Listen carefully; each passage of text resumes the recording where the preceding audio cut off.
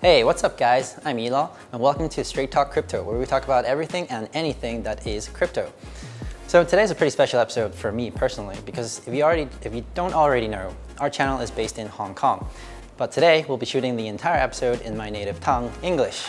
Yay!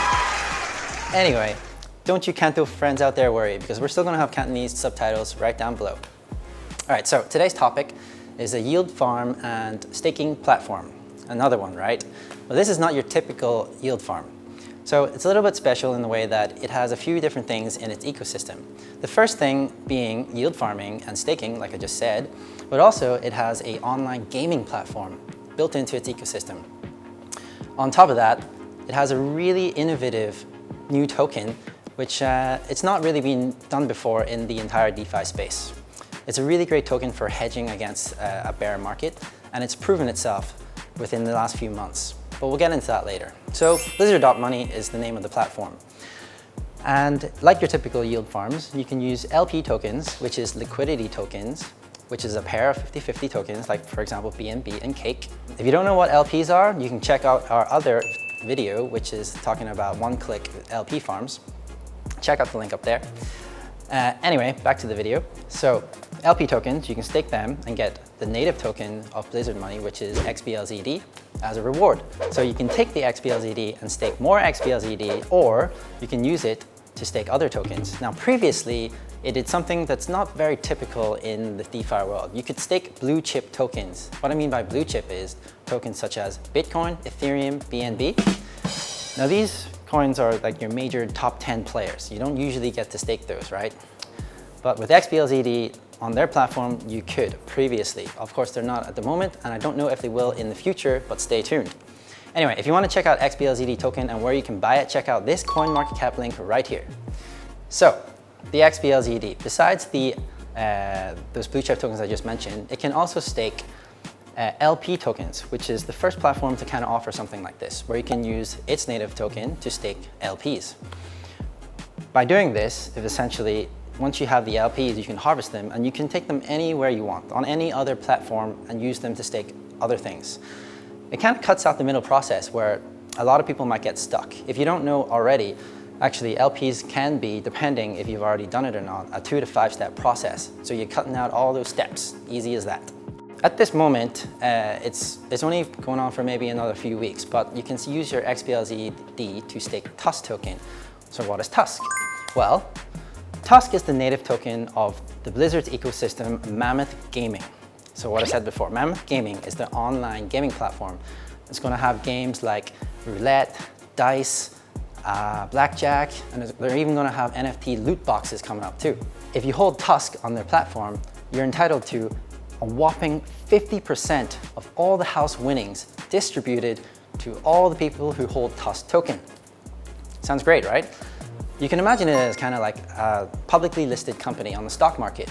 Some of them might even give you dividends, right? So that's the exact same case right here. You're kind of like profit sharing. 50% goes to all the users who hold Tusk, and another 10% of the house winnings, it goes towards burning xBLZD, which is the native token of Blizzard. Now, all casinos and gaming platforms, they need a chip, right? xBLZD is exactly that. It will be the native chip token of Mammoth Gaming. Now, let's give you a bit of context here. For example, if Mammoth Gaming does 100,000 daily, 50,000 is going to go to all the people who hold Tusk. Another 10,000 is going to be used to burn xBLZD. What do I mean by burn? Well, burn is like an event where you take these tokens and you remove it from the total supply. So let's say there's 1 million tokens and we just burnt 100,000. That means there's only 900,000 left on the market. And in theory, less supply, more demand. Basic supply and demand fundamentals. So one last thing about Tusk token. It's a governance token, so which means when you hold it, you have rights to vote on any changes to the platform.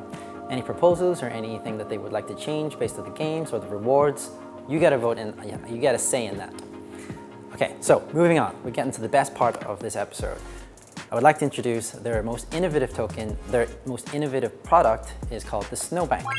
Basically, Snowbank is like your typical yield farm, but the only difference is that instead of giving you back those LP tokens or additional other native token rewards, it'll give you back in 2 interest-bearing tokens and also xBLZD, which is part of the native Blizzard platform. One of those interest-bearing tokens is called ibBNB, which is short for interest-bearing BNB. Now, ibBNB is actually part of the Alpha Homora platform.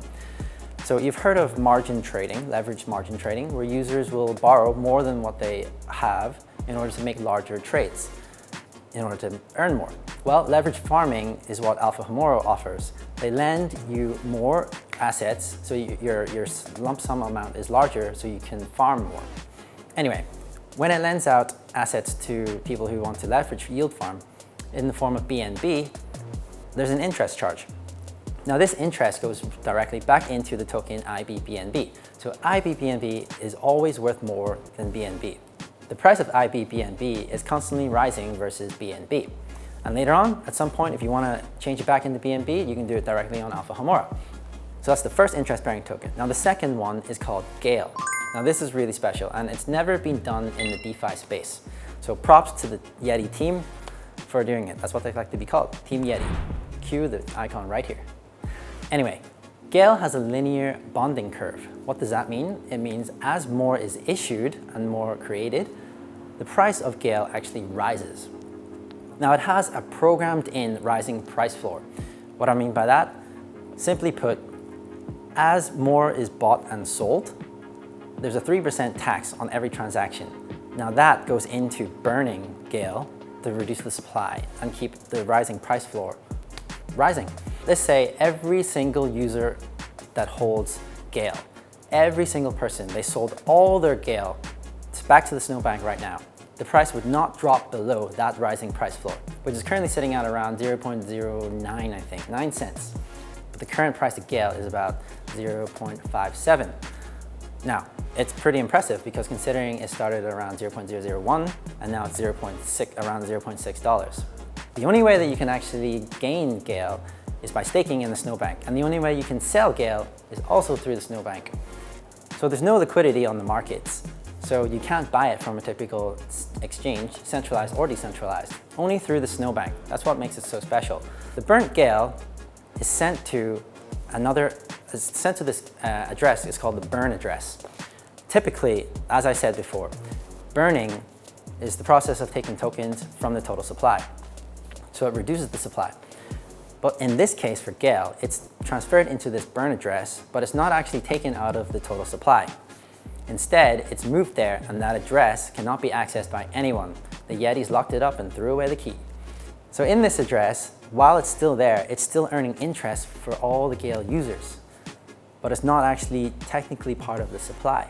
So you can think about it as this address is a person that owns all this GALE, and they're never going to sell it. The ultimate hodler. And you know the great thing about GALE is, unlike other tokens where it could be just created out of thin air, GALE is backed by BUSD, a real stable coin pegged to the US dollar. So it's not made out of thin air, and it has real monetary value backed. Now, as I said before, this is a great token in the bear markets, and it's a great hedge.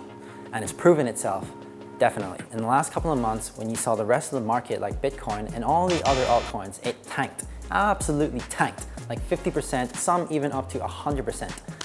GALE in the same period went from, like I said, 0.001 all the way up to 0.6, where it's still hovering around that area. Just proves itself as the ultimate bear resistant token. The last reward that you get is xBLZD. Now it's the native platform token. As with all farms and all staking, it's also part of the xBLZD emissions. So where every block it produces xBLZD. If you farm, if you stake, you'll get a part of that xBLZD. Okay guys, let me just quickly show you where you can access the Snowbank and where you can sell your GALE. Just let me get my trusty iPhone out. All right, so as with always, let's open up your MetaMask wallet, and the address is Blizzard.money. We'll put the link in the description below. So once you're at Blizzard.money and you connect your wallet, if you hit the menu and scroll down to Snowbanks, you can see all the pools that you can deposit your LP tokens into. And there's a couple of single ones like Cake and Banana as well. Now, if you go back out and scroll down to GALE, you can see all the information about GALE right here. The total deposit value in GALE, the price of it before tax, the supply, total burned, And down here, you can click how much GALE you would like to sell, and it would give you back the USD. And it's simple as that, and that's it. All right, so let's wrap it up. Blizzard.money, great staking platform, innovative ideas, innovative products, online gaming platform upcoming, and who knows what other innovative ideas they might come up with. With its current price down at its lows, I think it's worth a gamble. So why not try it out? If you thought this video had some useful information for you, consider giving us a thumbs up and a like. If you're not subscribed already, consider subscribing. It's free anyway, why not? And if you have any questions, hit me up in the comments below. I'll try to get back to you as soon as I can. Thanks for watching, and I'll see you in the next episode.